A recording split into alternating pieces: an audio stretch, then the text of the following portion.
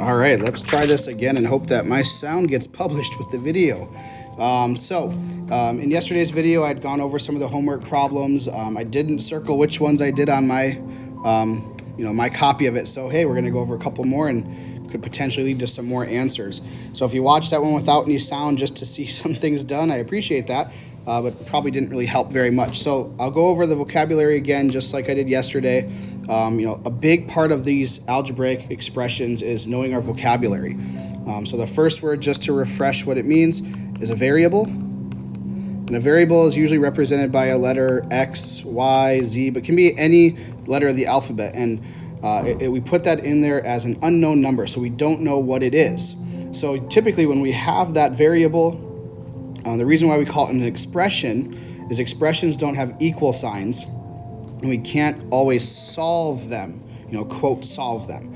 If it had an equation part, an equal sign, then we should be able to have maybe in a directions or above the problem, it tells you X equals 5 or Y equals 8. When they tell us what it equals, then we can solve it. But expressions, we can't always solve if we don't have the value there, okay? Another term to go over here is a constant. Okay, a constant is any number in an expression or an equation that is just a number in by itself. It could be a positive or a negative number, but it is not attached to any variables. Okay, so in a second here, I'll provide a quick little example and point out those, the differences between.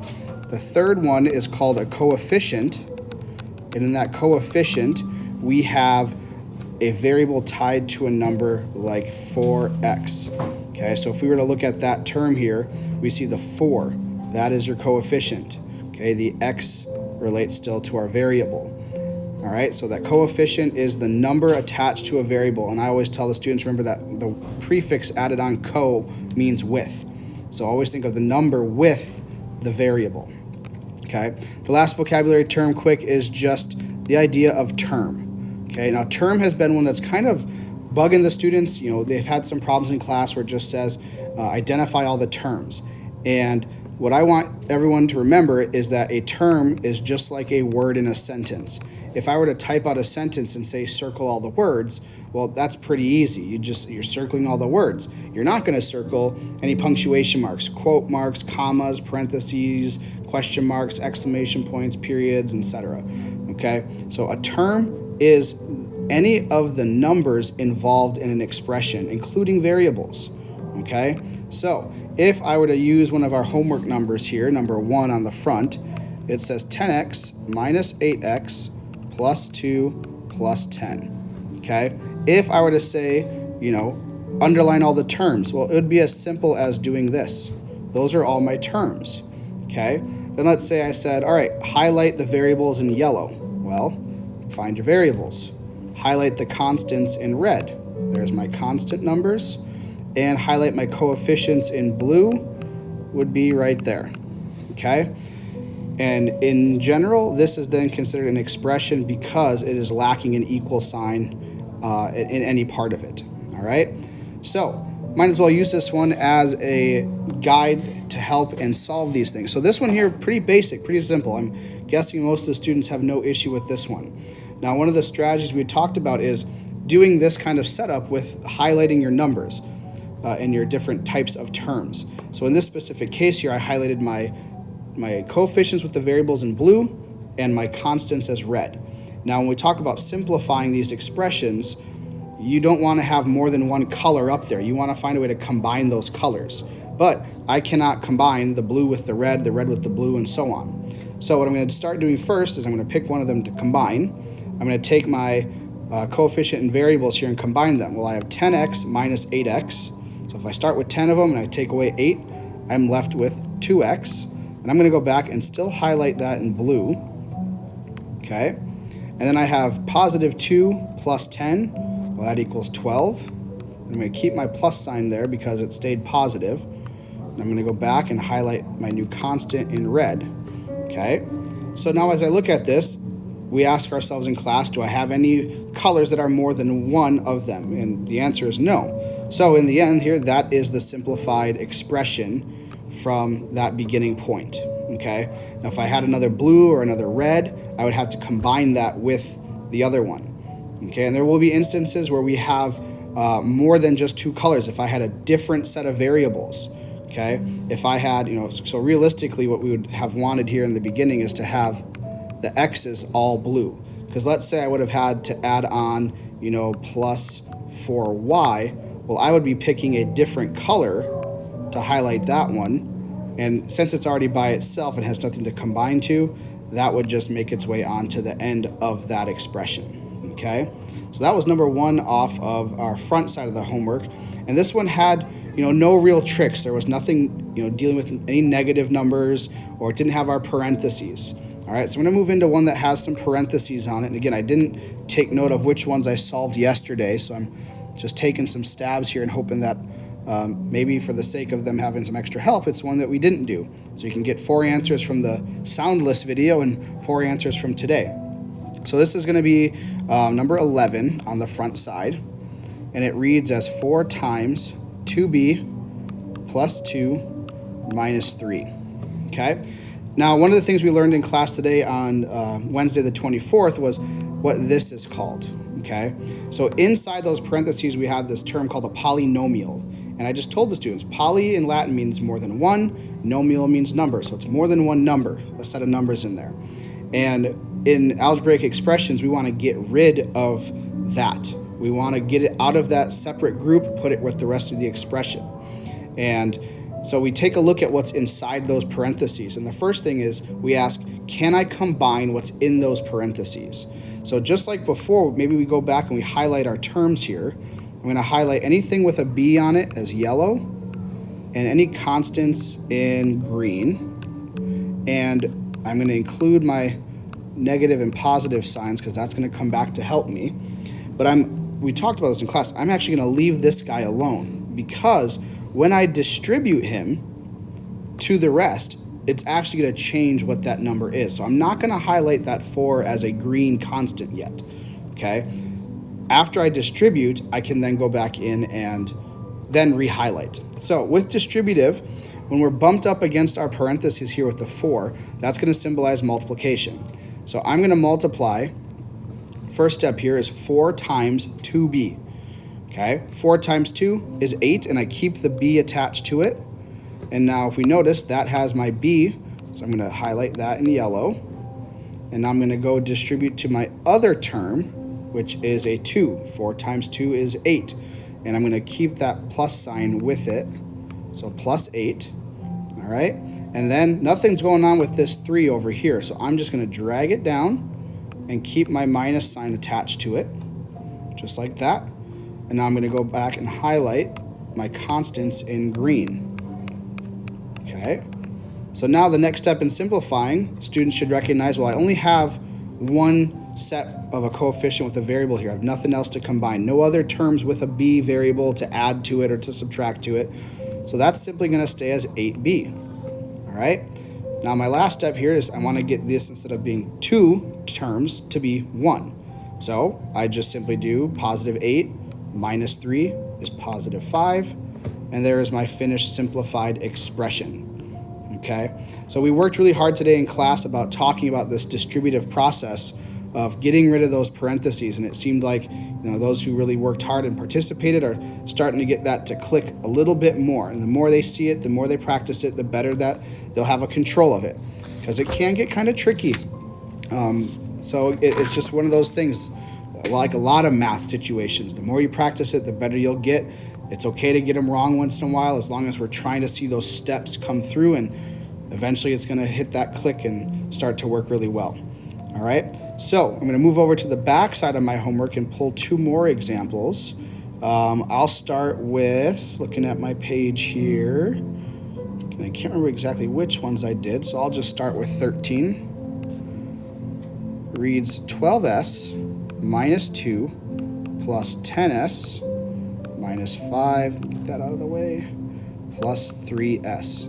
Now no parentheses here, so the first step we should be doing is kind of highlighting and isolating our separate terms. So I'm going to go through and I'm going to highlight my constants in green, including the positive negative sign with it. And I'm going to go highlight my coefficient variables in yellow.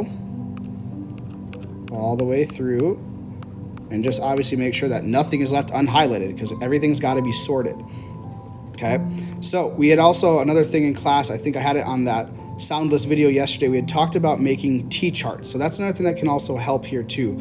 And I'll show that to kind of do like a checking of the work strategy here. But anyway, so no parentheses to solve, so I can just pick, whichever one I kind of want to go with first. I like to start all the way to the left. So I'm going to start with my 12s, and I'm going to add 10s to that 12, making 22s. And then I'm going to go back to this last s and add 3 more. So 12 plus 10, 22 plus 3 is 25s. Now, because I started on the left, I like to put my final version of that specific term, even if it was the constant, I like to put that on my left, okay? So those are all done, okay? I can go back, highlight that in yellow, because I should just have 1 left. Now I'm gonna go through and do my constants. I just have 2 to deal with. So I'm starting at -2, and I'm subtracting 5 more. This has been a little bit of a confusion. Sometimes in class I hear, the right answer, like -7, or sometimes when it's specifically if we're adding to a negative and it breaks us out of positive, or even just in general adding to negatives, we hear some mistakes. So I try to help remind them and reinforce that you guys have negative number knowledge. We deal with negative temperatures in the winter. So the mindset to have is, if I'm starting at -2, add in the idea of degrees, like a temperature, -2 degrees. And if I'm going down 5 more degrees, what would that temperature be? Well, I'm going down the number line because I'm subtracting. Okay, so if it was -2 degrees and it went down 5 more, I would be at -7. All right. And I've combined those, and I only have 1 of each term left, so my final expression is 25s minus 7. All right, that's how we would solve through that one. Okay, so again, some of the problems where we have some negatives going from, either a negative, like if this were to say have been +5, right? Going from -2 and adding 5, well then think of temperature. If it's -2 degrees out and it warms up 5 degrees, I would be busting out of the negatives, getting into the positives, and being +3. So then this would have changed the situation. My negative sign would have then changed to a plus sign. So that's kind of the one that's getting in our hair a little bit and causing some struggles. But like I said already, the more we practice them, the more we see some of these difficult ones, the better they'll pick up some of these strategies. All right. So the last one I'll go over with this is I'll do number 16. Oops. Number 16 reads as 8 plus 7y minus 3y plus 2 minus 4. No parentheses here. So I'm going to go right away and start isolating my terms. So my constants, I'll do green. And my variables with coefficients, I'll do blue. All right. So now time to put them together. 8 plus 2 is 10. 10 minus 4 is 6. And then 7y minus 3y is 4y. And again, the reason why I keep my plus sign is it's still in the positive side of that y. If it would have been minus, let's say, 8y, well then my plus sign would have then turned to negative because I crossed over to -1. All right, so there's a few answers for that homework. To kind of just make sure we're checking it, use some help with this video. Don't just take the answers, but use it to help you, okay? And I'll go over one more idea here that's not on any of the homeworks, but something more so that we practiced today in class. We watched a really awesome video that kind of helped go through some of these things, and it just provided some of those tough problems, but with some easier ideas on how to go through it. All right, so I'll kind of dream something up here to help us out. 5 times 3y minus 6 plus 2y plus 3.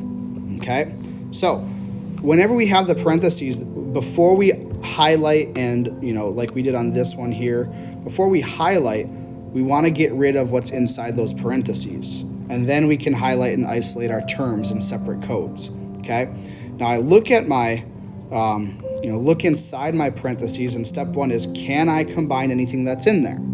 Okay, the answer is no. Those 2 terms that are in there are not common. okay? So I can't combine them. Let's just say perhaps that y didn't exist and it was just 3y. Well, I could do 3 minus 6 and get negative 3, and I can combine those and then just do 5 times negative 3. It would simplify it a little bit, okay? But again, that's not the case. I do have a y here. So I'm going to break down and get rid of those parentheses. I'm going to do 5 times 3y, which equals 15y. And then I'm going to do 5 times negative 6, okay?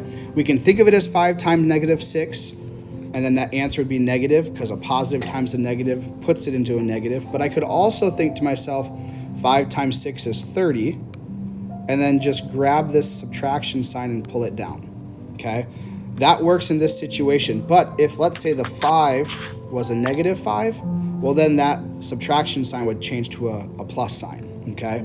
So make sure to remember those rules about a positive times a positive equals a positive, a negative times a negative equals a positive, and a positive times a negative would then keep it into the negative, all right? So I've gotten rid of that group. So in class, we just, we scribble that out, say we've changed that. We have, altered that, so we no longer have to pay attention to that. It's always satisfying to just say, okay, move on, next part. All right, so nothing has happened to this other part here, so I'm just going to drop it down exactly as it reads. And now I'm ready to kind of color code my terms. I'm going to go, let's go blue for my y's. Oops, wrong tool. The highlighter. Got blue with my y. And we'll do yellow with my constants. Okay, so now I'm going to take my blues, put them together. 15 plus 2y is 17y. Take my yellow and go negative 30 plus 3 is going to be negative 27. And there's my new expression. Okay, and that is a simplified version of whatever that beginning one is. I blacked it out so I couldn't see, but that is going to be our nice final simplified expression. All right, I'll do one more final one here. And in this one, I'm going to throw in a second variable just to kind of help with that, color coding and not combining. Because another big thing that has been happening still is, in situations like this one here, what might start to happen is some people might then try to simplify that and say something like 18s because they took off the 7. Well, we can't do that. We can't combine the yellow with the green. And that's why it's important to color code, okay? Or set up those T-charts we've worked on in class as well. Because then you realize I can't cross my columns. I just have to solve what's in my certain column. So color coding does the same effect there. So we don't want to cross up and switch and mix up non-like terms, all right? So last problem of the day here, I'll make up something. Let's do 2z plus 3 times 2y plus 7 minus 5z, okay? So before I highlight, I want to get rid of this. So I know nothing's going to happen to this guy, so I can move it down, and I know nothing's going to happen to this guy, so I can move it down. So I'm going to go 2z and minus 5z, and I'm going to fill in this space here with a distributed process here. Okay, I'm going to put my plus sign back down from right here. I'm going to go 3 times 2y is 6y plus 3 times 7 is 21. Now, no more parentheses, I can color code. I'll do yellow with my z's. I'll do blue with my constant. And I'll do green with my y's. So we would do this on the board and we would say, okay, where do I have more than one color? Well, I should draw right here to my yellows. My green and my blue only have one, so those can be left alone. So now I'm just going to say, okay, I have to put those two yellows together. I start with a positive 2y, and I'm going to subtract 5 from it. Or sorry, not 2y, 2z. So 2z minus 5z. Okay? So if I start at 2 and I go down 5, that's going to bring me to negative 3z. And then I'm going to simply just take this, bring it down. Plus 6y, bring this down, plus 21. And that would be my final simplified version of that expression. Okay? So hopefully this video can kind of help out with that, give a couple extra homework answers. I strongly suggest, and I show the students this, if you have an iPhone, you can look up this app. I'm sure it's available in other device stores, Google Play, or the Samsung stores, whatever they use. But it's also available online, is an app called Math Papa. And with the app Math Papa, it's a great one that has algebraic expression calculators, and you can literally type in the first expression as we would have seen it here. Type it in with your variables and your expression symbols and the parentheses and all that stuff, and you can hit solve. Now, yes, it gives the answers, but we've talked about, don't just use it for an answer, because the cool thing about Math Papa is you can also then hit like a show me button, and it'll actually break down those steps. So then students can see these things here taking place and how it got to the final answer. So instead of just using it to solve it, use it to kind of check your work. If you get stuck, okay, where am I going wrong? What step am I missing here? And it's truly a great site to help with those things. Okay, and again, I use it on my phone. I used to use it in tutoring services, and it's just one of my favorite math apps to really help break down steps for algebra. And it can help you if you know the valuable variable. It can help you solve it all the way through if it's an equation. So I strongly suggest looking into the app called Math Papa.